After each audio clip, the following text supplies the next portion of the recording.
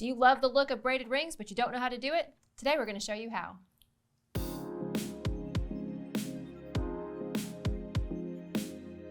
Hey guys, Susan Thomas here, and today we're going to be making braided rings. They're lots of fun. You can put different stones on top of them or keep them plain. Really easy, simple project. You just have to know how to get it started and how to finish it. So I've got a lot of tools and supplies out here. I want to go through all of these. You essentially do need all of them. So let me just take a second to go through everything you need. As far as pliers are concerned, you're going to want to have some sort of bail shaping plier that has different size heads on it. And I'm going to be working with the smallest on this, but you can adjust the ring a little bit for different size beads using different size bails on this bail making plier. You're also going to need a chain nose plier, which is flat and smooth on the inside, and a really good flush cutter. Then you are going to be using a bench block and a hammer to flatten out your wire to make it look like a braid. And you will be using a ring mandrel to size the ring, and then a little bit of liver of sulfur, steel wool, and some copper tongs, because we're going to actually oxidize this piece and shine it back up. As far as your supplies are concerned, we're going to use 18 gauge bare copper wire, 26 gauge bare copper wire, and a piece of Hubei turquoise. So to get this project started, we're going to start with this 18 gauge bare copper wire. It is important what wire you use for this project. You need to use a wire that you're going to be able to hammer and cut and file and do things with, oxidize if you want to, but especially cut and hammer. So it's not going to work with a plated wire. You're going to need either a bare copper, which is going to be your most economical choice, or you can use sterling silver if you want to. So I'm just going to pull out about a foot of this bare copper 18 gauge wire and cut that off with my flush cutter, like so. Put that to the side. Then you're going to take that bail shaping plier that we talked about. Now for this particular project, I'm using a small bead. You can see that little piece of Hubei turquoise on the top right here. So I don't need to make a really big loop at the top. So I'm just going to start with the smallest bail on the bail shaping plier, going to the center of your wire. You're just going to wrap that around and cross it on the other side of the jaw so that you have a loop that looks just like that. So now I'm going to use a vise to do this next step. Now you do not have to use a vise. I find it a lot easier to use a vise. You can pick these up at any hardware store. It's not a fancy vise. It's just a little vise.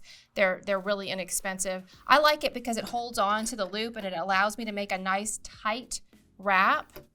So I'm just going to pop that loop into the vise, and I'm just going to tighten the vise so that it holds that piece of wire in place. And that way I can pull back on this and do my work without having to worry about that loop going anywhere. It is important that that loop stays the same size and shape, because you're going to make one on the other end of this wire that matches that. So it's pretty important. Other things you could use, just hold it with a chain nose or a flat nose plier while you're doing this, and that works also, but this is just the easiest for me. So I'm just going to start wrapping this. Now I'm just really twisting, and you can see if I pull up on one and down on the other and then twist, up on one, down on the other and twist, up on one, down on the other and twist. The key is to make the prettiest twist that you can. So we're going to do the twist, just like that. Now, this is actually going to end up looking like a braid when we hammer it. Now this little piece, it does matter how long it is. The longer it is, obviously, the bigger your ring is going to be.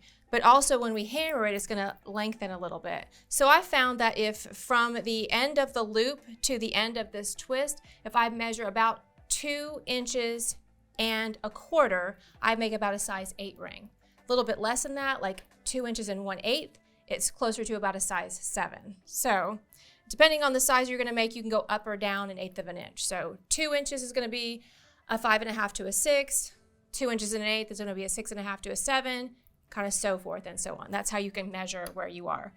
Now I'm just going to go a little bit farther, and then I'm just going to get a ruler and measure where I am before I take this out of here. So from the end, see right now I'm at 2 inches, and I want to make about a size 7. So I'm just going to go a couple more twists, like so, measure again, like this. Now I'm just right. So just open that up, pull that out, and see, my little loop stayed the same, and all my twists look really nice. Now on this end, I'm gonna make a loop that mirrors that loop right there, and I'm also gonna cut off the wire. So this one right here, I'm just gonna cut it off short, right where it overlaps on the other wire, like so. And then the other side, I'm gonna bend back into a 90-degree angle. I'm going to take that same loop or bail on the bail shaping plier and wrap this around, like so. See, so it sits on the other end in the same direction. Then put this guy down, take your flush cutter and trim this off using the flush side. Oops. And then take your chain nose plier and close that up, just like so. So essentially what you've got is kind of a long twisted piece of wire with a loop on either end.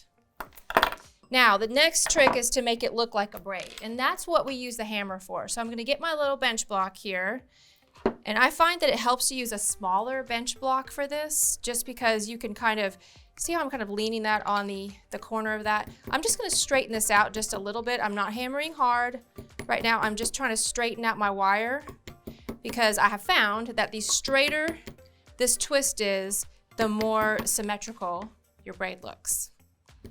So make sure you get that all as straight as you can. That looks really good to me. And then now you're gonna hammer. So let me get these little pieces out of the way here. So just press down on your bench block, starting at, I like to start at the end that doesn't have the cuts on it. And you're just going to hammer that little loop, just give it just a little flattened, and then hammer along the twist. Bring to the other side and hammer along, continue all the way till you finish that off, like so. And one thing I noticed on this is that I should have had that just a little bit more overlap, so I'm just gonna squeeze that close. You don't wanna see that little end right there. There, that looks good. So now what you're going to do is you're going to wrap this around your ring mandrel. You can also use a larger bail shaping plier to do this. You can literally just take this, put it on the size you want, wrap it around, or you can use kind of a larger bail shaping plier. I like this one. It's called a wrap and tap, and you can just kind of start this on the wrap and tap, and it just gives you something to kind of hold on to while you go. So I'm just wrapping that around like so and like so. And then come on to my ring mandrel, and you can see I've got right at about a size 7.5 to an 8, and you want those two loops to overlap right there, like that. Next step, what we're gonna do is we're gonna oxidize our wire. So that's what I've got this liver of sulfur out here for. Let me just kind of press that in again so that little end is hidden. There we go. All right, so next step, we're gonna oxidize this. Now you do not have to oxidize it. If you don't wanna oxidize it, if you wanna leave it shiny, leave it shiny. I always oxidize mine because I just love how it kind of brings out the detail in the braid. But you do not have to do that part. And if you wanna keep your bare copper shiny, if you'll just go to a hardware store again and pick up just some acrylic sealer, the same type you use for any other project, just as acrylic sealer, and spray your copper, it will stay shiny. And in the same vein, after you oxidize it, if you want it to stay looking the same forever, then just spray it with that acrylic sealer. It's super, super easy. So next step is we're gonna take some of that liver of sulfur. You just wanna pour it into some sort of a cup with some water. Copper oxidizes really easily. If you're using sterling, you're gonna wanna heat up the liver of sulfur in the water. If you're just using copper, you can literally just use it cold. So I'm just gonna use a coffee cup. And the reason I do it in these coffee cups like this is because this stuff smells terrible and nobody likes the smell of it. So I always leave a lid on when I'm using it. It's so funny because in my studio, I'm around a lot of people who don't make jewelry. And so I don't know what they think when I get this stuff out, but I'm sure it's not good. But it does, it smells like rotten eggs. It's kind of gross, but it works great. So I'm just gonna take this, you see right now it's super shiny. I'm just using a copper tong so I don't get my hands all dirty, and I'm just gonna dip that down in there. And when I bring it out, you're gonna see that now it's all nice and dark. So it oxidized. Pretty cool. All right, so dry that off. And then I'm gonna do the same thing to just a little piece of 26 gauge wire, because I'm gonna use some 26 gauge wire to attach the turquoise to the top. It's just a little piece of it right there. A little bit more. And you can see that goes really, really fast. And then oftentimes it gets a little bit too dark, so what you can do is take a little bit of steel wool. So let me get this covered back up. To the side. And then I'm just gonna take the steel wool, run it along that wire a couple times. That'll just kind of shine it back up and leave that pretty patina. And then do the same thing to this piece. You can see what's gonna happen is as I work with it, it's gonna shine back up, but it's not gonna be as shiny. And in the areas where I can't get to with the steel wool, it's gonna leave it just a little bit darker. It looks really pretty, very artisan. Now, one thing you wanna make sure of is when you use liver of sulfur, you always wanna make sure that on the inside of the ring, you clean that off as well, because that'll just get on your finger. And then another thing I always do is I go to the bathroom and rinse off the whole ring under some clear running water, or your kitchen sink or whatever you have around handy, so that it doesn't leave that solution on there to get on your hands. I don't think it's gonna hurt you, but I think you probably wanna clean that off.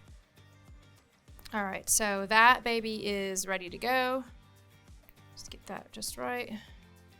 And now we're ready to wrap our bead on top. All right, so final step is to attach whatever you want to the top. Now I'm using some turquoise. I love the look of turquoise with copper. So we will do that on top of here. Now this is just a little 3.5 millimeter round bright Hubei turquoise bead. It's really, really blue, so it's just gonna pop off the top. And you're just gonna take, this is 26 gauge wire, and you're gonna bend it down on either side of the bead. And then you are going to just string them down through that center loop. And bring one wire to one side and one to the other side and pull it down into that space that you created there. All right, so once you kind of get it in place here, see how it kind of sits down there? You want to make sure you've got about the same little bit of 26 gauge wire on either side. Then you're just going to take the extra wire and wrap it 2 or 3 times. I think 3 is probably good. 3 times around one side, and then 3 times around the other side. Now on one of these sides, you're actually, like for me, like I made just a little mistake on mine that it's not a big deal, but I cut that wire just a little shorter than I wanted to. So on this side, I'm actually filling in a little bit of space. So I'm gonna go 3 times, and then I'm gonna go over it 3 times because it'll look a little nicer if I do that. So I'm just adding just a little bit more wire on this side because I'm not wrapping quite as much, but it's also covering up my little boo-boo, which is nice. So here we go. I'm just gonna finish that off. So you've got 2 little wires, you can see sticking out on either side, my cute little piece of turquoise at the top. And then you're just going to trim off a little bit of extra. And I always trim it off underneath and then take a chain nose plier and press that wire in and under anything you can so that you can't feel it. You actually, when you go back and look at this ring, you always want to be like, where is the end of my wire?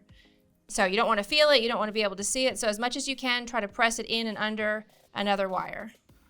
And then when you're done, pop that on your finger and it looks like you made a braided ring. So fairly simple project, guys. Lots of tools and supplies involved. So let me just go over those one more time with you. As far as basic pliers are concerned, we use that 6-step bale shaping plier, our flush cutter, and our chain nose plier. Then we use a bench block and a hammer, and also a ring mandrel for sizing. And also I did use that ruler because I needed to measure, and some liver of sulfur gel to oxidize, and then to polish it up, a little bit of steel wool. And then as far as your supplies for the ring are concerned, 18 gauge bare copper wire, 26 gauge bare copper wire, and a little 3.5 millimeter piece of Hubei turquoise. Thanks so much for watching. If you guys would like to pick up some supplies like the ones I worked with today, check out the links down below. What other no solder rings would you like to see? Let us know in the comments. Don't forget to like, subscribe, and ring that bell. And now that you know a little bit about making a braided ring, you can say, I made this.